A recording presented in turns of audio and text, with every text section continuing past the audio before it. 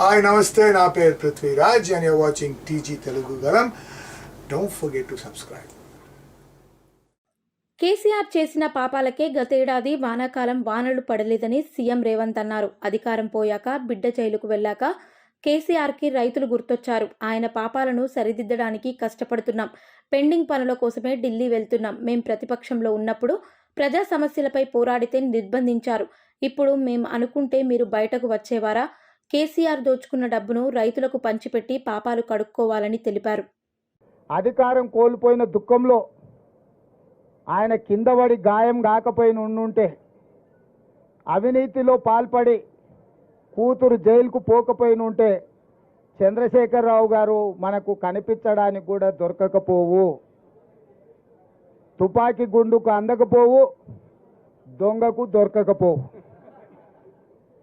వారు అధికారం కోల్పోయినందుకు, కిందపడి గాయమైనందుకు, కూతురు జైలుకు పోయినందుకు మాకు కొంత సానుభూతి ఉంది సాటి మానవుడిగా. కానీ ఆయన వ్యవహరించిన తీరు మాత్రం ఆక్షేపణీయము. కాంగ్రెస్ వచ్చింది, కరువు వచ్చింది అంటున్నాడు. 80,000 పుస్తకాలు చదివిన చంద్రశేఖరరావు వానాకాలం ఎప్పుడు వస్తుంది, చలికాలం ఎప్పుడు వస్తుందో నీకు తెలియకుండా పోయిందా? జూలై, ఆగస్టు, సెప్టెంబర్, అక్టోబర్ వానకాలం, నవంబరు, డిసెంబరు, జనవరి, ఫిబ్రవరి చలికాలం. కాంగ్రెస్ ఎప్పుడు అధికారంలోకి వచ్చింది? డిసెంబర్ 7 తారీఖు నాడు వచ్చింది. చలికాలంలో వానలు పడతాయా? సార్ ఒకవేళ వేసుకున్నప్పుడు వాన పడ్డట్టు అనిపిస్తే నాకు తెలియదు.